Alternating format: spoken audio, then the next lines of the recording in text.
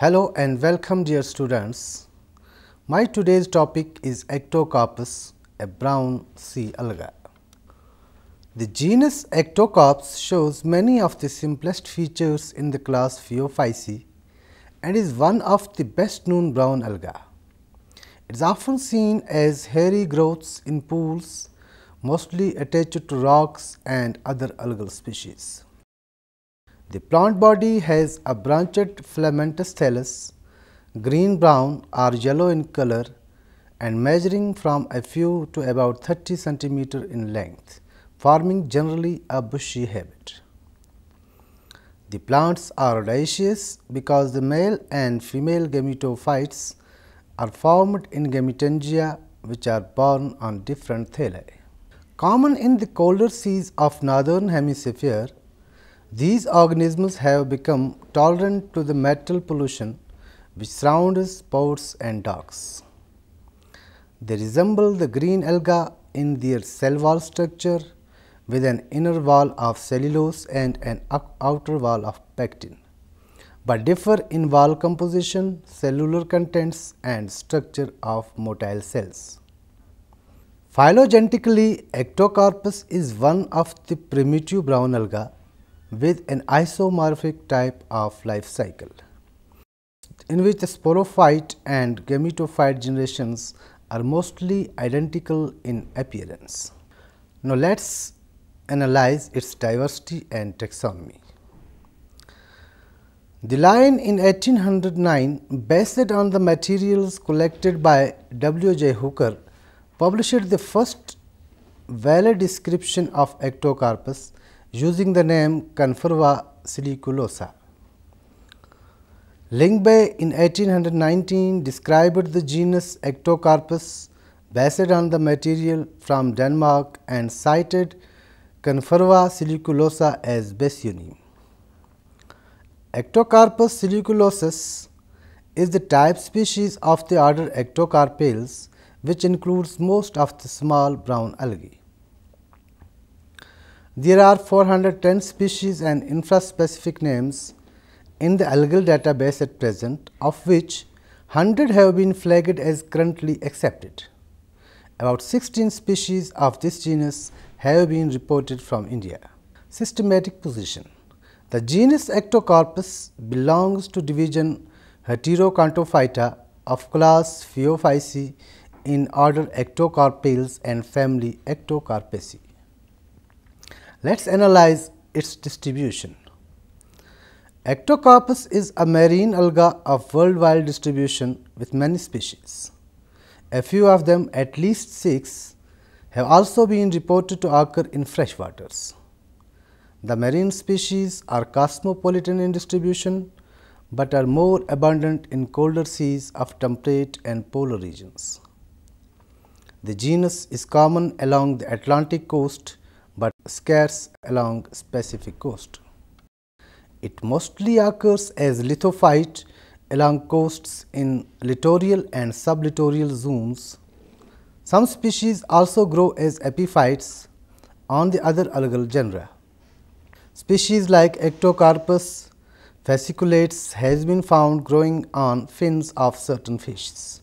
Some species are endophytic, for example, Ectocarpus dermonimatus, are even endozoic like Ectocarpus fasciculates, wholly or partially. Some endophytic species are also known to produce galls in other algal species. Now, we come to the morphology of the plant. The plant body is filamentous and heterotrichous. The thallus is sparsely to profusely branched, with the cells joined end to end in a single series as monosiphonous. The thallus is differentiated into irregular prostate system and a branched erect system. The prostate portion is found attached to the substratum and remains creeping on it, whereas branches of the erect system develop from the prostate system and form a tuft. The branches are always lateral and arise just beneath the septa. The branches end either in a point or taper into a series of narrow, hyaline and vacuolated cells with few or no chromatophores, forming a colorless hair. The prostate system serves the function of anchorage with the substratum or on other plants, and the erect system is photosynthetic and also bears reproductive organs. In some dwarf species of Ectocarpus, the sporangia may arise terminally on short erect threads as in Ectocarpus fariensis, and in some other such species they are borne directly on the prostate base, which is usually well developed and may branch so profusely that it looks like pseudoparenchymatous. In such species, this pseudoparenchymatous disc then bears only plurilocular sporangia with unicellular stalks. There is evidently considerable variation even in one and the same species. Thus, although the erect threads are often unbranched, they may occasionally show some ramification and bear sporangia laterally. Now, we come to the cell structure of Ectocarpus. The cells of ectocarps are small, rectangular to cylindrical and uninucleate. A typical cell contains a ribbon-like or band-shaped chloroplast, often called chromatophore, with a stalk pear-shaped pyrenite. The cell wall is thick, mucilaginous, consisting of 3 pectocellulose layers. The characteristic gelatinous substance present in the cell wall is composed of algin and fucoidin. Inner to the cell wall, a cell membrane is present which enriches the protoplast. The protoplast contains one central nucleus and cytoplasm with many chromatophores. The number and shape of chromatophores varies from species to species. The photosynthetic pigments are chlorophyll A, chlorophyll C, beta carotene and fucoxanthine. The fucoxanthine masks the chlorophyll and gives the characteristic brown coloration to the plant. The cytoplasm contains many vacuoles called as physodes, which contain polyphenols, probably functioning as lysosomes. The cells of haploid filaments are comparatively shorter in length than diploid filaments, and the cells are usually totipotent. Now, we come to the reproduction of Ectocarpus. Ectocarpus reproduce both asexually and sexually. Asexual reproduction takes place by means of biflagellate zoospores, which are produced in two kinds of sporangia, namely multicellular or plurilocular sporangia and one-celled or unilocular sporangia, borne on the sporophytic or diploid plants. The unilocular sporangia develop haploid meiospores or gonospores, and the plurilocular sporangia develop diploid zoospores. Plurilocular sporangia are elongated, multilocular and are sometimes also known as neutral sporangia, while unilocular sporangia are generally oval shaped. The zoospores from the plurilocular sporangia germinate directly into other asexual plants, whereas the meiospores from the unilocular sporangia germinate into haploid, sexual or gametophytic plants. All motile cells have two flagella in the 11 and 5o'clock positions. Development of unilocular sporangia. The unilocular sporangia develop from the apical cell of the lateral branch, which increase considerably in size to take on a globose or ellipsoid shape and functions as sporangial initial.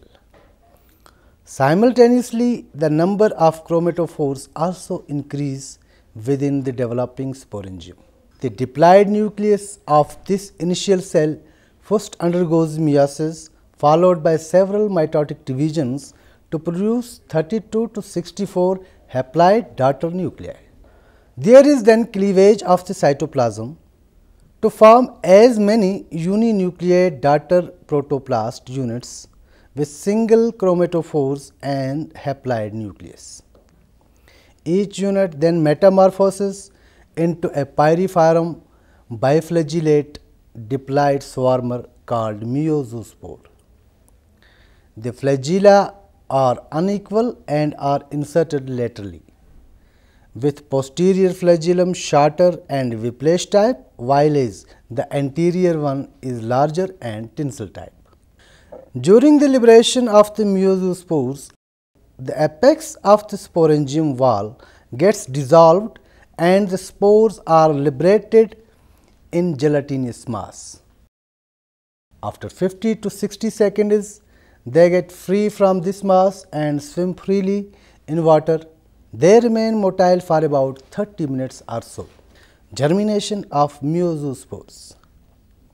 After swimming for a while, the meiozospores on contact with suitable substratum withdraw their flagella, become rounded and secrete a membrane around them.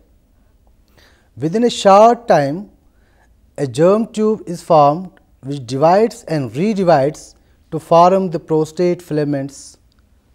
Some cells of the prostate filament become active and form erect filaments.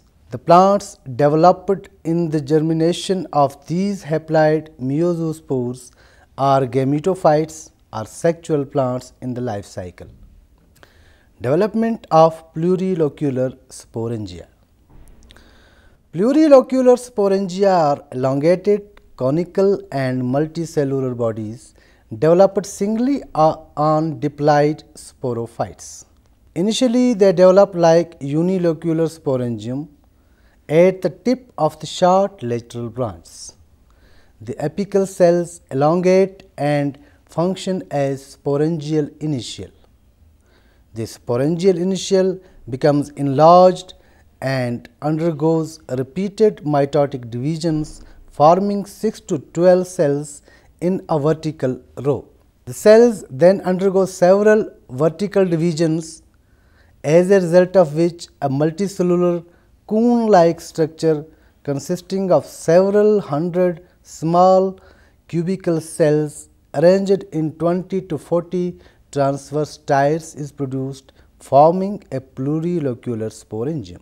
There is no reduction division during the formation of zoospores in plurilocular sporangium.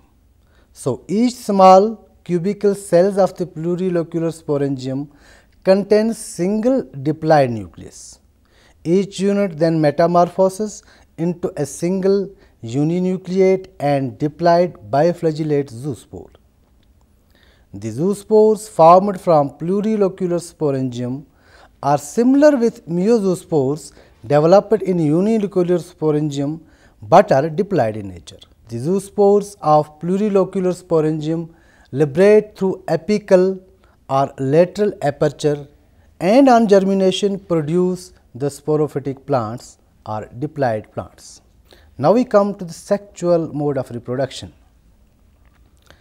The sexual reproduction is both isogamous and anisogamous.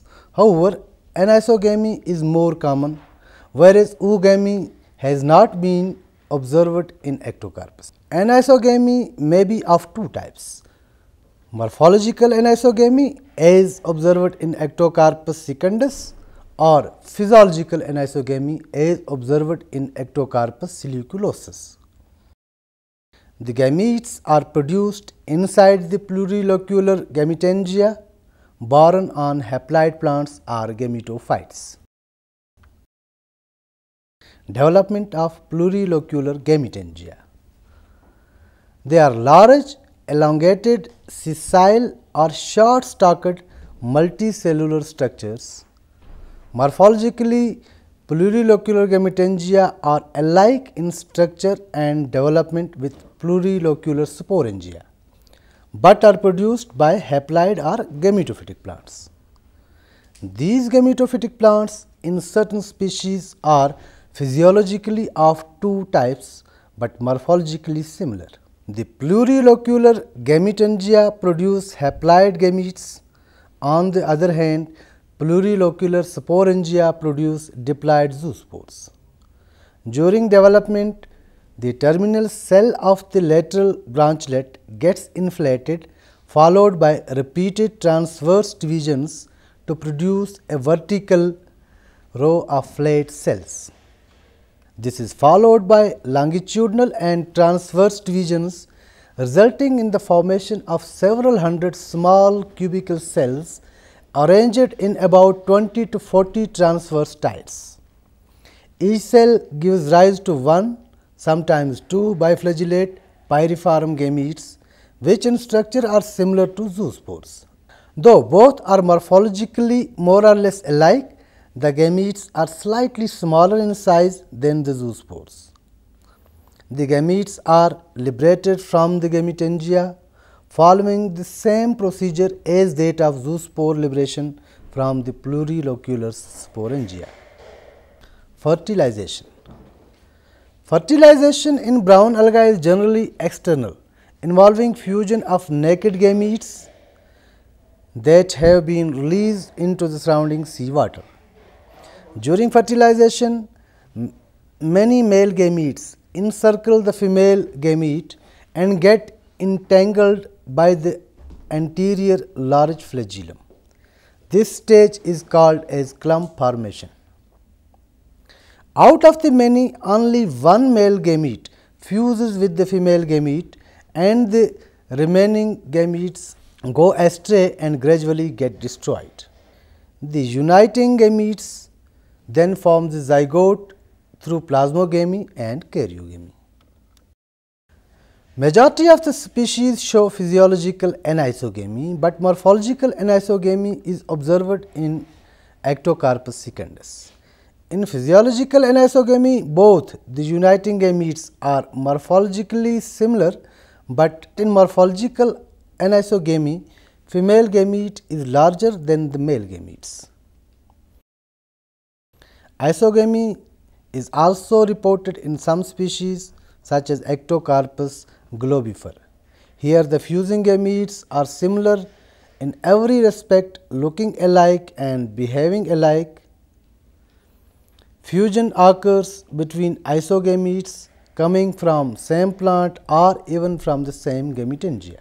Physiological anisogamy occurs in Ectocarpus siliculosus, which is a dioecious species. Fusion in this species occurs between gametes of the different plants.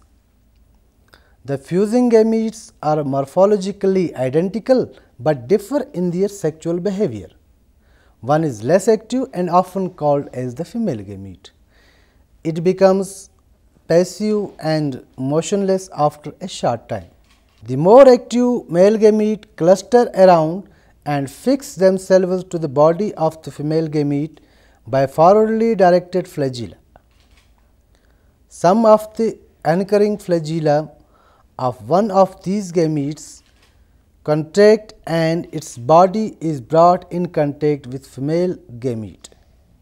Finally, the two bodies fuse nucleus to nucleus and cytoplasm to cytoplasm to form the zygote. Now, we see the role of pheromones in sexual reproduction. Soon after the release, the originally motile female gametes began to settle on the surface and start to secrete a chemical signal, a pheromone. The biological function of this pheromone is the improvement of mating efficiency by attraction of the flagellated motile male gametes. The chemical structure of this pheromone has been established and has been named as ectocarpine. The compound was subsequently proved to be the progenitor of a series of C11 hydrocarbons. Ectocarpine was the first isolated algal pheromone. Structure of gametes. As shown in the figure, the gametes show the flagellum with the eukaryotic arrangement of microtubules, that is 9 pairs surrounding 2 pairs, 9 plus 2 arrangement inside the flagellum. The chromatophore has a stalked thylakoids and dense fucoxanthine granules as indicated. The gamete has a centrally located nucleus and large number of mitochondria in the cell for respiration and are several vacuoles. The cell wall is very thin and the cell membrane is tightly pressed on it. What is interesting about these gametes is that the female gamete is positively thigmotactic. This means if it touches down on a surface, it settles down and attaches to the surface. It then secretes ectocarpine that diffuses into the surrounding water. The male gamete has positive chemotaxis. It swims towards the source of ectocarpine. If water currents or other movements start to move the cell away from the source, the male gametes show inverse negative chemotaxis. It changes its swimming direction when the decreasing concentrations of ectocarpines is detected. Germination of zygote. The zygote undergoes germination without any reduction, division and rest. On germination, it develops into a sporophytic plant which is morphologically similar to the haploid or gametophytic plants. The sexual generations also propagates itself by the parthenogenetic development of about 5% of the unfused gametes of either sexes. Now we see the whole life cycle. A haploid diploid life cycle of ectocarpus is of particular interest because it implies the existence of genetic control mechanism that regulates the setting out of the two alternative independent developmental programs, influencing development at the level of the whole organism. In the life cycle of ectocarpus, the sporophyte and gametophyte are slightly heteromorphic. The gametophyte is dioecious and sex determination is generally genotypic. Alternation of generation in ectocarpus. The gametes from two different ectocarpus plants fuse to form a zygote, which on germination give rise to the diploid or sporophytic plants. The function of the diploid plant is the production of zoospores and meiospores. It is therefore called sporophyte. The function of the haploid plant is the formation of gametes. This gamete bearing plant is called the gametophyte and this stage in the life cycle is called the gametophytic phase or sexual generation. These two plants with different functions and different genetic constitution regularly alternate in the life cycle. This is called alternation of generation. Since mostly the two alternating plants are morphologically similar, this type of alternation of generation is called isomorphic alternation of generation. Ectocarpus thus exhibits a primitive type of alternation of generations.